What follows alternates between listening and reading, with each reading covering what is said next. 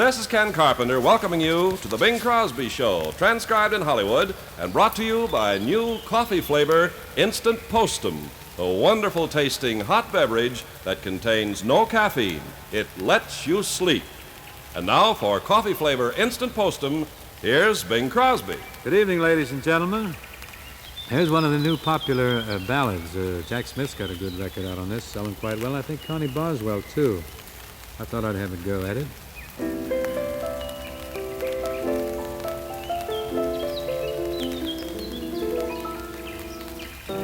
How important can it be that I tasted other lips? That was long before you came to me with the wonder of your kiss. So the story got around about an old romance in me. But it happened oh so long ago. How important can it be? Mine was a young and a foolish heart, seeking love at every turn. But I have grown so much wiser now, even foolish hearts can learn. Let the past just fade away. Why get lost in yesterday? Most important thing is here and now, and our love is here to stay.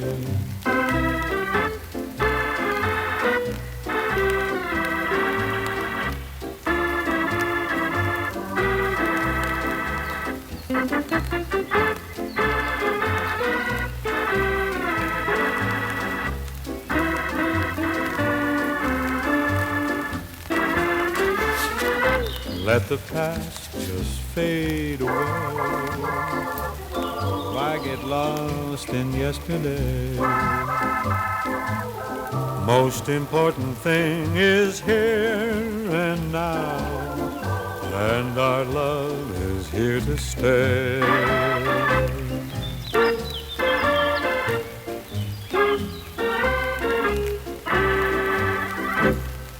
Well, sir, what say folks right here? We blend near to Galen Drake, huh? Say, do you like to go out in the evening and have fun sometimes? Oh, I guess we all do. We all have different places we like to go, and we have different kinds of fun we like to have. But what happens when you come home? Go to bed and turn off the lights. Do the little daytime worries get bigger and bigger? And, well, even during the day, do you ever get irritable and moody and you start to bark at people and slam doors around the place? Now, I know, of course, that you can give yourself lots of reasons for that, but maybe you're your own worst enemy. Maybe you're the victim of a habit that's grown on you. I mean, depending on the caffeine in coffee for a quick but artificial steadying. Now, your doctor would tell you that for some people, one of the worst offenders against the delicate nervous system is caffeine. So why don't you switch from caffeine-heavy coffee to new coffee flavor Instant Postum? No caffeine whatsoever, can't make you nervous or irritable, can't keep you awake. You try new coffee flavor Instant Postum for at least 30 days and just see if you don't look better, feel better, and act better. From the smash New York musical comedy, Plain and Fancy, here's a song which is becoming quite popular. It's rather a nice lyric, good tune, too. Young and foolish, why is it wrong to be young and foolish? We haven't long to be. Soon enough, the carefree days, the sunlit days go by. Soon enough, the bluebird has to fly.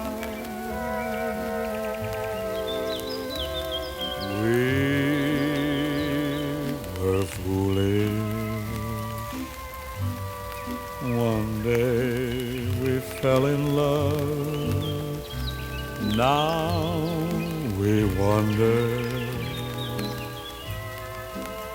what we were dreaming of, smiling in the sunlight, laughing in the rain. I wish that we were young and foolish again.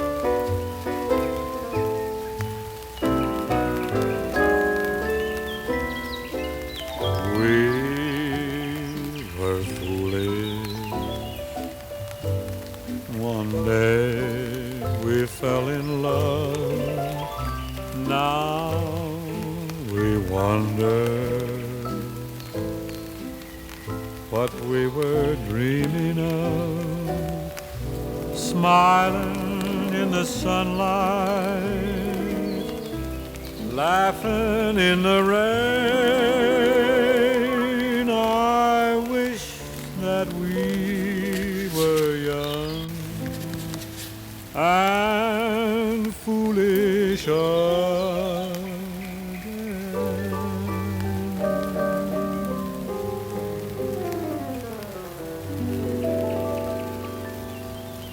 Nice going, Bing. Thank you, Ken.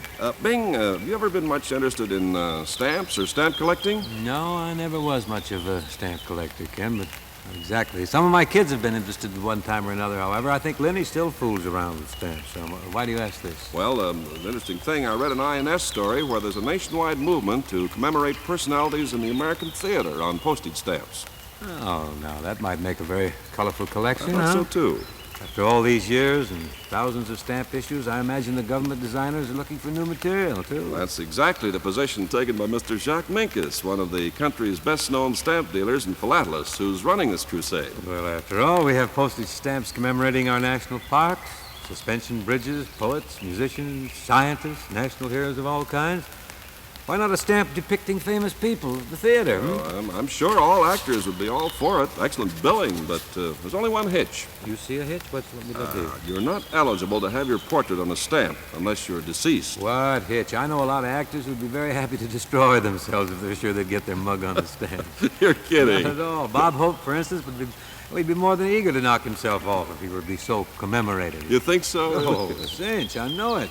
Let me ask you something, Ken. Who decides on what personage or edifice or what goes on the postage stamp? Well, according to Mr. Minkus, who says that getting pictures on stamps is mostly politics, the subject matter is decided upon by some person or group of persons campaigning for their favorite project. For instance, there's a stamp commemorating the poultry and egg industry. Oh, that's too bad. I'm sorry to hear that. That'll kill it for Hope. You mean that all the eggs that Hope has laid puts him in the egg industry class? Indeed it does. A Bob Hope stamp following an egg industry would be redundant. I guess it wouldn't. Gee, I'd like to have a backyard full of hens that could lay them that fast. But this theatrical stamp movement, who's campaigning for that? I mean, for us. Oh, you'd like to get into the act too, huh? Oh, why not? Well, Jacques Minkus, the stamp dealer, himself is going all out making a pitch for his idea. In fact, he says the results of a poll taken among hundreds of drama editors shows great enthusiasm for the idea. Oh. You know, France has its Sarah Bernhardt stamp. Yes, I understand that Shakespeare's on a stamp in Hungary. Gee, with all the many great American theatrical personalities, who do you suppose will be the first chosen to decorate a stamp, huh? I mean, outside of Hope. See, I wonder if we could get Hope's picture on the gluey side of the stamp. How would that go? Well, that might work, but to answer your first question, Bing, in the early voting, Eugene O'Neill, a great playwright, is leading Maud Adams by a slight margin.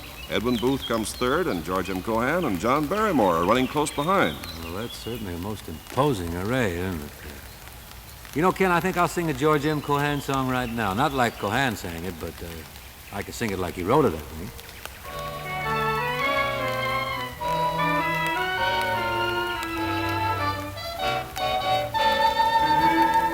For it is Mary, Mary, as plain as any name can be, but with propriety, society will say Marie, but it was Mary, Mary, long before the fashions came. And there is something there that sounds so square, it's a grand old name.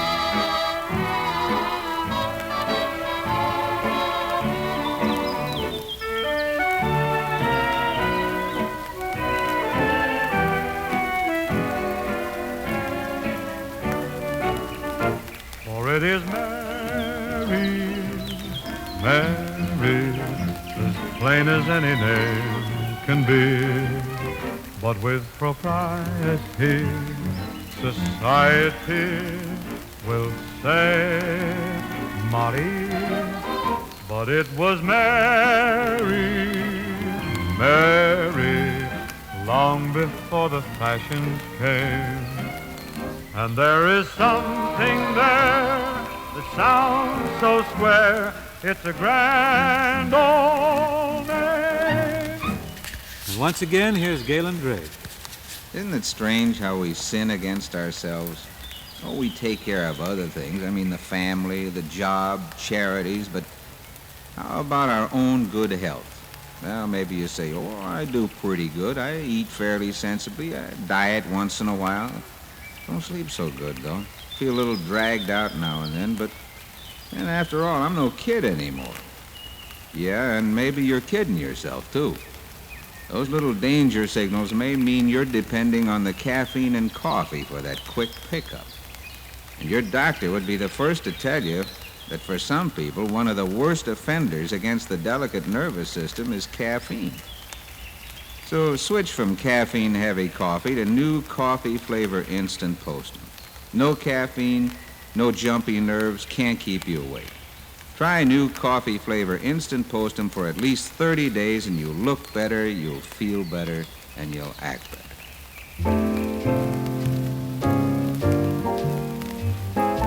And so we come to the end of another happy chore for this week. It's been most enjoyable. I hope that you have a fine weekend. And I hope, too, that I'll be seeing you on Monday. The Bing Crosby Show was produced and transcribed in Hollywood by Bill Morrow and Murdo McKenzie and brought to you by new coffee flavor Instant Postum, a wonderful tasting hot beverage that contains no caffeine. It lets you sleep. Try some soon. Enjoy new coffee flavor Instant Postum, and you'll enjoy your sleep.